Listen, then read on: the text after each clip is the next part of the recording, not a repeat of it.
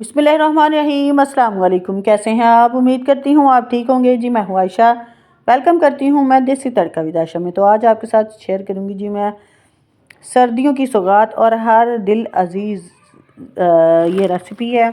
बहुत ही लोगों को ये पसंद है तो जी बड़े ही आसान तरीके दे नाल ना मैं तुहाडे नाल शेयर करांगी दी रेसिपी। ठीक है, जो अनजान लड़कियां ना आजकल की वो भी बड़े ही ईजीली तरीके से इसको बना के तैयार कर सकती हैं।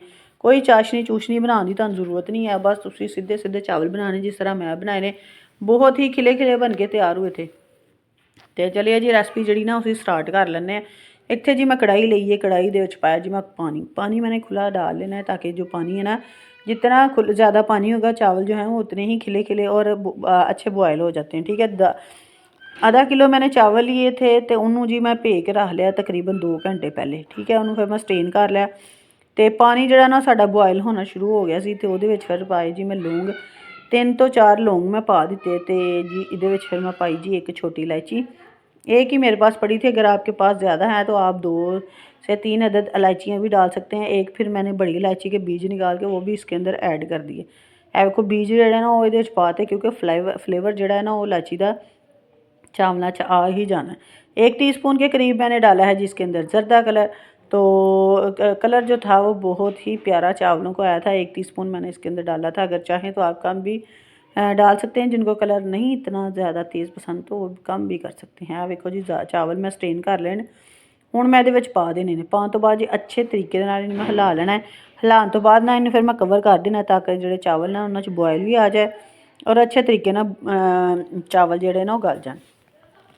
तो जी 2 से 3 मिनट के बाद जी मैंने जब ढक्कन खोला तो चावल जो थे वो हमारे देखें जी कितने प्यारे जो हैं वो बॉयल हो रहे हैं। तो मैं कहा चलो चेक कर लेने चावल। अगर मैंने पहले भिगो के रखे थे इसीलिए चावल जो है ना वो हम मेरे जल्दी बॉयल हो गए। ठीक है, 4 तो 5 मिनट ला देने तो चावल जोड़े ना तुहाडे अच्छे तरीके दे नाल बॉयल हो जाते। तो हुण जी मेरे चावल जोड़े 2 कनी सी, अगर आप चाहें तो 1 कनी भी रख सकते हैं, लेकिन 2 कनी से ये होता है कि चावल जो है ना वो आपके बहुत ही अच्छे तरीके से खिले खिले बन के तैयार हो जाते हैं। ठीक है, तो इधर जी उन्होंने मैं स्टेन करता चावलों ने। फिर जी मैं कढ़ाई च पाया जी तकरीबन मैंने पौना कप घी का लिया था, थोड़ा जहा मैं नीचे पाया। फिर वो ऊपर मैं पाई जी चावल। तो जिस तरह बिरयानी तुम बनाते ना चिकन वाली गोश्त वाली, कोई भी बिरयानी बनाते उसी तरह ही हमने ये जो चावल है ना जर्दा चावल ये हमने बना लेने हैं। ठीक है, तो जी घी पा के वो ऊपर जी मैं पाया जी चावलों ते पाता। फिर जी मैं चीनी के ऊपर फिर डाल देना है जी मैंने घी। इसी तरह तय हमने सारी की सारी लगा देनी है।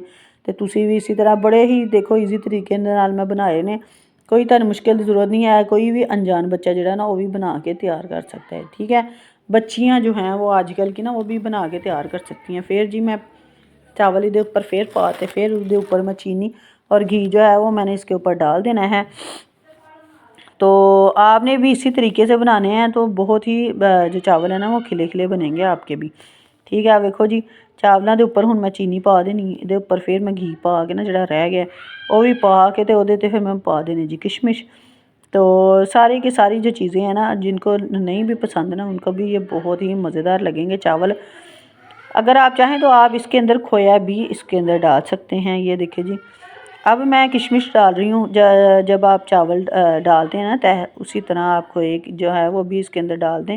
उन्होंने फिर तुम दम ते ला दो तो तुहाडे जिहड़े चावल ना बहुत ही मज़ेदार बनाते हैं। जिहड़े नाई बनाते ना वो इसी तरह ही चावल बनाते हैं। ठीक है, अब जी मैंने इसको 5 मिनट का दम दिया। 5 से 6 मिनट के बाद जब मैंने ढक्कन खोला तो फिर देखो जी जोड़े साढ़े चावल सी बहुत ही मज़ेदार बन के तैयार हुए थे। थोड़ा सा जी मेरे पहले मैंने ना थोड़ी देर पहले चेक कर किए थे चावल हिलाए हुए। मैं कहा ज़रा ऊपर दे नीचे करिए, नीचे दे ऊपर करिए ताकि चावल ना अच्छे तरीके दे नाल ना गल जान ते नाले जिहड़ा चीनी और जो घी वगैरह ना वो सही तरीके दे नाल सारे चावलों में रच बस जाए। ठीक है, तो अब जी हम ऐसे करेंगे जी डिश आउट। तो डिश आउट करने जब मैंने किए तो फिर मैंने उसके ऊपर तो तकरीबन 2 टेबल स्पून मेरे पास बादाम थे, वो मैं छोटे मोटे मोटे कट के ना वो भी इहदे उत्ते पाते नहीं। अगर तुहाडे कोल नहीं है तो तुसी ना पाओ। ठीक है, कोई मसले वाली गल ही नहीं। तो चले जी जिसने मेरे चैनल को सब्सक्राइब नहीं किया प्लीज़ वो मेरे चैनल को सब्सक्राइब कर दे, बेल आइकन को दबा दे ताकि मेरी हर आने वाली वीडियो का नोटिफिकेशन आपको फ्री देखने को मिले। तो चलिए जी मिलते हैं हम आपको अगली और नेक्स्ट वीडियो में। ओके जी, अल्लाह हाफिज़।